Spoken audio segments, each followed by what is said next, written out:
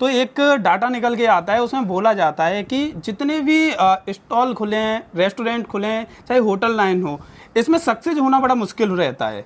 अक्सर एक रिकॉर्ड बताता है कि 6 महीने के अंदर खुले हुए रेस्टोरेंट बंद हो जाते हैं। लगभग 90% रेस्टोरेंट बंद हो जाते हैं। तो ऐसी क्या कमियां रह रही हैं जिससे लोग आ तो रहे हैं इस इंडस्ट्री में, लेकिन वो 6 महीने के अंदर बंद करके भाग जाते हैं। कि इस इंडस्ट्री की सबसे बड़ी प्रॉब्लम यही है कि लड़के रखे जाते हैं काम के लिए, वो काम सीखते हैं और उसके बाद अपना काम खोल लेते हैं। इसका आपके पॉइंट ऑफ व्यू से क्या सॉल्यूशन है? क्योंकि आप इतने टाइम से काम कर रहे हो, आपके यहाँ पे भी वर्कर काम कर रहे हैं, उन्हें रोकने के लिए आप क्या ऐसी टेक्निक फॉलो करते हो कि जब कोई बिजनेस आप करते हो और वो बिजनेस ग्रो करता है तो उस बिजनेस में कॉम्पिटिटर आ जाते हैं, आपसे हेट करने वाले लोग आ जाते हैं, आपको कंपटीशन देने वाले लोग आ जाते हैं। आपने शॉप खोली, उसके बगल में उन्होंने भी खोल दी, आपकी स्टॉल खोली, उन्होंने भी डाल दी, आपसे सस्ता देना शुरू कर देते हैं। तो इन चीज़ों को आप किस तरीके से हैंडल करते हैं? शुरुआत किस तरीके से की जिससे इन लोगों को भी ये आइडिया हो जाए कि अगर हम शुरू करें तो किस स्तर से शुरू करना चाहिए? क्या एक साथ बड़ा रेस्टोरेंट खोलना चाहिए, या छोटी स्टॉल लगानी चाहिए, या मल्टी कैटेगरी में जाना चाहिए, या सिंगल प्रोडक्ट पे जाएं? तो किस तरीके से आप सोचते हो एक नए बिजनेस को शुरू करने के बारे में? नमस्कार दोस्तों, लगातार कुछ समय से देखा जा रहा है कि बिजनेस की तरफ लोगों का रुझान बढ़ा है, लेकिन बिजनेस शुरू होते हैं लगभग 6 महीने के अंदर ज़्यादातर बिजनेस बंद हो जाते हैं और बहुत सारे लोग बड़ा घाटा खा के बैठ जाते हैं। लेकिन आज मैं एक ऐसे व्यक्ति के पास आया हूं जिन्होंने फूड इंडस्ट्री में अपना एक बड़ा नाम खड़ा किया है। उनसे बात करेंगे किस तरीके से वो इस इंडस्ट्री में एंटर हुए, कैसे उन्होंने अपनी अलग अलग जगह शॉप ओपन की और कैसे आज इतनी बड़ी स्टेज पर इतनी ग्रोथ के साथ काम कर रहे हैं। अगर इन फ्यूचर आपका प्लान है फूड इंडस्ट्री में जाने का और बहुत सारे डाउट हैं आपके मन में कि कैसे शुरू करें, कितना इन्वेस्टमेंट लगता है, किन किन चीज़ों का ध्यान रखना चाहिए, तो आज जितेंद्र जी से बात करते हैं और बहुत सारे आपके सवालों के जवाब हासिल करते हैं। तो अभी फाइनली हम जितेंद्र जी के पास आ गए हैं। राधे राधे भैया। राधे राधे। तो भैया सबसे पहले मेरा एक सिंपल सा सवाल रहेगा, आप आगरा में रहते थे तो इधर आने की क्या ज़रूरत पड़ी, क्या ऐसी वजह रही जब आपको यहाँ पे आना पड़ा? सभी भक्तों को और सभी व्यूवर्स को मेरा जय दाऊ जी महाराज की। और मैं जितेंद्र शर्मा जो कि आगरा का रहने वाला था, 2012 में MBA करने के बाद मैं एक नौकरी की तलाश में ग्रेटर नोएडा की तरफ आया। बट मेरा शुरू से रुझान था बिजनेस करने का। कुछ दिनों बाद मैं बिजनेस में आया तो मैंने सबसे बढ़िया और आसान बिजनेस जो सोचा वो था फूड इंडस्ट्री का बिजनेस। मैं एक कैंटीन लाइन में आया जो कि एक कॉलेज की कैंटीन थी। मैंने हॉस्टल लाइफ जी हुई थी, वहाँ मैं कॉलेजों का रुझान देखता रहता था, कैंटीनों को देखता रहता, तो मुझे बहुत बेसिक नॉलेज थी कि कैंटीन में जाने से मेरा कैरियर थोड़ा सा आगे बढ़ाने के लिए अभी सर्वाइवल मुझे बहुत ज़रूरत है। तो सर्वाइवल को करने के लिए मैं फूड इंडस्ट्री में आया। इसमें मैंने एक एन्योरा फूड के नाम से कैंटीन बनाई जो कि मेरी बेटी का नाम है। और आज ग्रेटर नोएडा में एक सफल कैंटीन के मतलब एक लाइन में मैंने 3 आउटलेट अपने ग्रेटर नोएडा में बनाए हुए हैं। इस समय हम कैंटीन चलाते हैं, वो कॉलेजों की कैंटीन हैं 2, एक मार्केट में कैंटीन है। अब बेसिकली ये फूड इंडस्ट्री के बारे में आपने इतने टाइम काम किया है तो एक डाटा निकल के आता है, उसमें बोला जाता है कि जितने भी स्टॉल खुले हैं, रेस्टोरेंट खुले हैं, चाहे होटल लाइन हो, इसमें सक्सेस होना बड़ा मुश्किल रहता है। अक्सर एक रिकॉर्ड बताता है कि 6 महीने के अंदर खुले हुए रेस्टोरेंट बंद हो जाते हैं। लगभग 90% रेस्टोरेंट बंद हो जाते हैं। तो ऐसी क्या कमियां रह रही हैं जिससे लोग आ तो रहे हैं इस इंडस्ट्री में, लेकिन वो 6 महीने के अंदर बंद करके भाग जाते हैं? रोहित जी, मैं एक चीज़ बताऊं आपको, ये आपकी बिल्कुल सच है। और मैं भी यहाँ पे देखता हूँ अच्छे अच्छे लोग जो कि फॉर्च्यूनर में आते हैं, सबको ये रहता है कि यार खाने के काम में बहुत पैसा है, और इसी सोच को सोचते हुए लोग बाग रेस्टोरेंट ओपन कर देते हैं। बट प्रॉब्लम कहाँ आती है? सबसे मेजर प्रॉब्लम है पहली, वो ये है कि लोग बाग आते ही खुद के ऑनर बन जाते हैं। मैं आज भी ऑनर नहीं हूँ। मैं अपने जो लड़के मेरे यहाँ काम करते हैं, जो मेरे लेबर है, जो मेरे एक परिवार के हिस्से हैं, मैं उनके साथ कदम से कदम मिलाकर पराठे सेकने का काम हो, चाहे बर्तन धोने का काम हो, कोई भी काम हो, मैं हिचकिचाता नहीं हूँ। तो मैं आज भी उसी लेवल पे हूँ, और चाहे मैं कितना बड़ा आदमी बन जाऊँ मैं उसी लेवल पे रहूँगा। तो ये सबसे बड़ा मुद्दा है लोगों के सामने। आते ही क्या सोचते हैं कि हम रेस्टोरेंट में एक बढ़िया सा केबिन बनाएंगे और कैश का काम करना है, कैश काटना है। तो ये सबसे बड़ी प्रॉब्लम होती है पहले। दूसरी प्रॉब्लम आती है लोगों के साथ, वो होती है लेबर मैनेजमेंट। जो कि सबके साथ में प्रॉब्लम है। आने वाले 4 महीने में 6 महीने में लेबर भाग जाती है, तो उनको दूसरा बंदा मैनेज करने के लिए बहुत टाइम लगता है। ये सबसे बड़ा चैलेंज है। उतनी देर में उनका रेस्टोरेंट बंद होने की कगार पे आ जाता है। लोगों के 20-20 लाख रुपए मैंने अपनी आंखों के सामने उजड़ते हुए देखे हैं, और रेस्टोरेंटों को, बहुत अच्छी कंडीशन बने हुए रेस्टोरेंटों को 2-2 लाख में बिकते हुए देखा है। कि इस इंडस्ट्री की सबसे बड़ी प्रॉब्लम यही है कि लड़के रखे जाते हैं काम के लिए, वो काम सीखते हैं और उसके बाद अपना काम खोल लेते हैं। इसका आपके पॉइंट ऑफ व्यू से क्या सॉल्यूशन है? क्योंकि आप इतने टाइम से काम कर रहे हो, आपके यहाँ पे भी वर्कर काम कर रहे हैं, उन्हें रोकने के लिए आप क्या ऐसी टेक्निक फॉलो करते हो? देखो, मैंने अपने बच्चों को एक परिवार का हिस्सा समझा है। आज तक वो जो है एन्योरा फूड का एक परिवार के हिस्से हैं। मैं उनको पूरी हिदायत दे के रखता हूँ। मैंने कभी ये नहीं सोचा कि ये बच्चा गल्ले पे नहीं बैठेगा, या ये मेरा ये काम नहीं करेगा, ये वहीं जाके झाड़ू लगाएगा, ये बनाने वाला पराठे बनाने वाला है तो पराठे ही बनाएगा। मैंने हर बच्चे को अपने बराबर का दर्जा दिया है। और सबसे बड़ी बात है, आप उसको वो लिबर्टी दीजिए जिससे उसको ये अपनापन महसूस रहे, वो कभी दूसरा काम करने की कोशिश ही ना करे।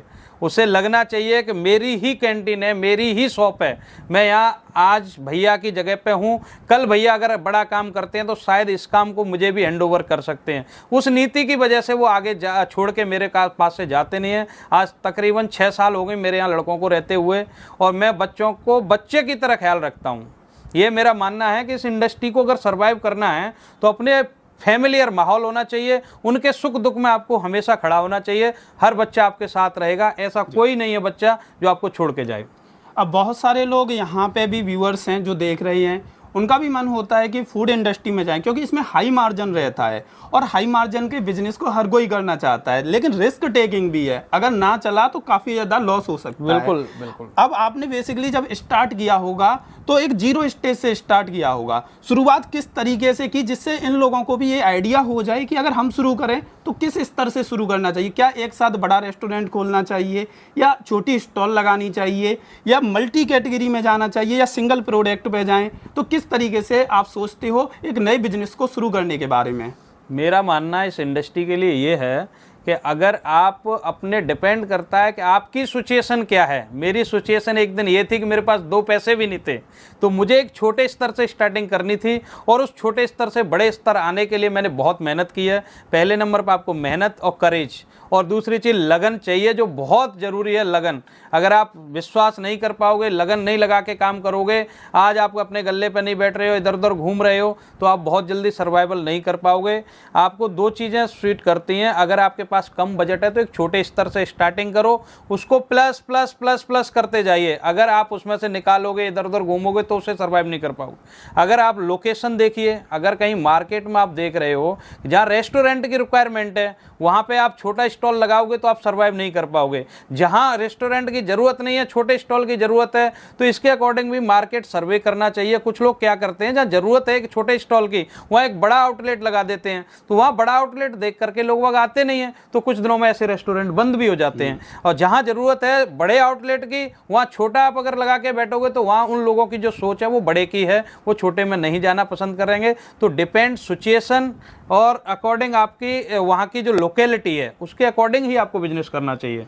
कि जब कोई बिजनेस आप करते हो, अब वो बिजनेस ग्रो करता है, तो उस बिजनेस में कॉम्पिटिटर आ जाते हैं, आपसे हेट करने वाले लोग आ जाते हैं, आपको कंपटीशन देने वाले लोग आ जाते हैं। आपने शॉप खोली, उसके बगल में उन्होंने भी खोल दी, आपकी स्टॉल खोली, उन्होंने भी डाल दी, आपसे सस्ता देना शुरू कर देते हैं। तो इन चीज़ों को आप किस तरीके से हैंडल करते हो? मेरे हिसाब से मार्केट में जितने ज़्यादा कंपटीटर होंगे, आपका काम उतना ज़्यादा अच्छा होगा। जिस जगह आपकी ज़्यादा शॉप होंगी वहाँ पर क्राउड ऑटोमेटिकली चल के आएगा। बट आपको ख्याल एक ही चीज़ का रखना है, वो है क्वालिटी, सफाई, स्वच्छ होना चाहिए एकदम। अगर आपके पास सफाई है और क्वांटिटी और क्वालिटी आपकी अच्छी है तो आप कोई डिफीट कर ही नहीं सकता। मेरा मानना ये है, आज तक मैं जो क्वालिटी दे रहा हूँ ना, मुझे पता है मेरे रेट के अकॉर्डिंग, अगर मेरे सामने वाला अगर 10 रुपये महंगा दे या सस्ता दे, मुझे कोई फ़र्क नहीं पड़ता। मैं अपने क्वांटिटी और क्वालिटी पे विश्वास रखता हूँ। और एन्योरा फूड बस यही जानता है, जितने हमारे कस्टमर हैं वो रिपीट कस्टमर है, रिपीट आता वही है जो आप अच्छी क्वालिटी दो किसी को। और मैं 80% अपने ही आउटलेटों पे खाना पसंद करता हूँ। जो हलवाई अगर अपने शॉप की मिठाई को खा रहा है तो समझो वहाँ से कोई भी खा सकता है। तो मेरा मानना ये है कि मैं वहाँ पे खड़ा हूँ, मेरे बच्चे भी वहीं खाएं तो लोग वाग वहाँ आएंगे। आपका विश्वास ऐसा होना चाहिए जो सभी के साथ एकदम टेस्ट को लेकर के खरा उतरे। एक सवाल मेरा और रहेगा कि जैसे आप अकेले व्यक्ति हो, आप 3-3 रेस्टोरेंट या स्टॉल चला रहे हो, लेकिन अक्सर लोगों ने देखा है या हम भी देखते हैं कि एक व्यक्ति है, उसने एक दुकान खोली, अब उसको ही चलाने में पूरी ज़िंदगी निकाल देते हैं। तो ऐसा है, किस तरीके से आपने ये सेटअप बनाया है कि जिस वजह से आप आराम से घर पे हो, उसके बाद भी आपका सारा काम चल रहा है? देखो, एक तो होता है विश्वास और दूसरा होता है जो सामने आपके यहाँ काम कर रहा है उसको विश्वास आपको दिलाना है और उसका विश्वास आपको जीतना है। दोनों बहुत बड़ी चीज़ें हैं। अगर मैं अपने लड़कों पे हमेशा दबाव बना के रखूं, उनको देखभाल करता रहूं, तो मुझे ये पता है कि वो 2 महीने में 4 महीने में भाग जाएंगे। मैं उनको पूरे विश्वास के साथ रखता हूं। और देखो, मैनेजमेंट तो आपको करना पड़ेगा, बिना मैनेजमेंट के कोई चीज़ें नहीं है। अपने स्टॉक का आपको अप टू डेट रहना पड़ेगा। मैंने मार्केट से 90% चीज़ें अपने हाथों से खरीदनी है, अपनी दुकान पर रखनी है। तो मुझे पता है कौन सी चीज़ मेरी शॉर्ट है, कितना मेरा माल आया, कितना इनपुट दिया मैंने, कितना आउटपुट मैं पा रहा हूँ। तो इस चीज़ का बड़ा विशेष, मैं MBA का आदमी हूँ, मार्केटिंग का मुझे नॉलेज है, मुझे सब कुछ पता है। तो मैं इसलिए आज घर पर बैठ के भी अपने बिजनेस को बड़े आराम से रन कर रहा हूँ। Management is the best policy है आपके लिए। जी, आप जो बिजनेस चला रहे हो, अभी आप 3 जगह से बिजनेस को मैनेज कर रहे हो, 3 जगह पे आप बिजनेस को चला रहे हो। इन फ्यूचर के आपके क्या प्लान हैं? मेरा प्लान ये है कि आने वाले समय में मैं एक बेस किचन, एक क्लाउड किचन के तौर पे बनाऊंगा, जिससे मैं इंडस्ट्री और IT सेक्टर को फूड प्रोवाइड कराऊंगा। जो लंच प्रोग्रामिंग है, कंपनी में अगर 2000 आदमियों का भी कोई कंपनी वर्कर काम कर रहे हैं, तो वहाँ 2000 लंच मैं डेली टाइम टू टाइम दे सकूं, इवनिंग, मॉर्निंग, जहाँ मुझे ज़रूरत है वैसे। और आने वाले समय में मैं अपने एन्योरा फूड के आउटलेटों को भी ग्रो करूँगा, जैसे दिल्ली NCR में है, कुछ आगरा में भी मेरा प्लान है। आने वाले समय में धीरे धीरे मैं बढ़ाऊँगा। ये मेरी प्लानिंग है आगे की। मेरा एक अंतिम सवाल रहेगा कि इतनी अपार सफलता के बाद आज कैसा फील होता है और इतनी सफलता के पीछे क्या राज है? इस पूरी सफलता के पीछे मेरे ऊपर मेरे दाऊजी महाराज का हाथ है और मैं तो पूरा 100% क्रेडिट उन्हीं को देता हूं, क्योंकि मैं एक ही चीज़ जानता हूं, अगर आपका दिल सच्चा है और नेक नीयत है तो मंजिल आसान है। बस अच्छे दिल से, साफ नीयत से काम कीजिए, आपको कोई नहीं रोक सकता, ऊपर वाला आपके साथ है।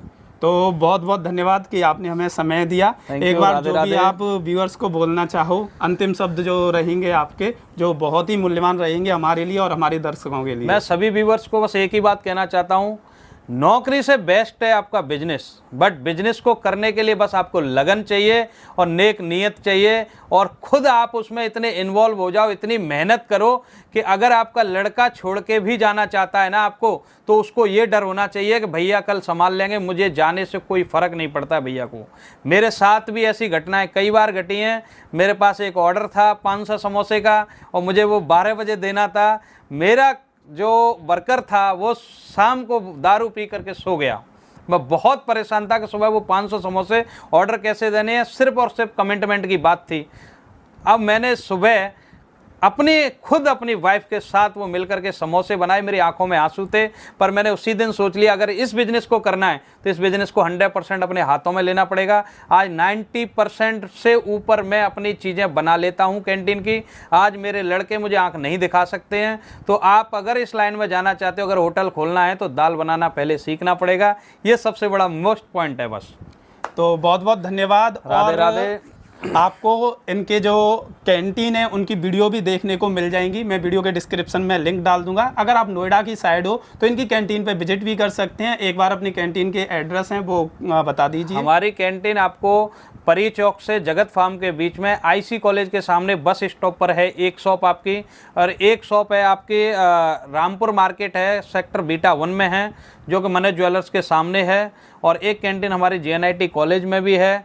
आप किसी भी कैंटीन पर जाकर के साउथ इंडियन, इंडियन, चाइनीज़ का मज़ा ले सकते हैं। हमारे यहाँ बेस्ट सेलर हैं हम स्प्रिंग रोल, सैंडविच और साउथ इंडियन के। और साउथ इंडियन का डोसा हमारा एक बार ज़रूर ग्रेटर नोएडा में अगर आते हो तो ट्राई करें, बहुत ही अच्छा और बहुत ही स्वादिष्ट बनाते हैं। बहुत बहुत धन्यवाद इस जर्नी में हमारे साथ जुड़ने के लिए। Thank you so much.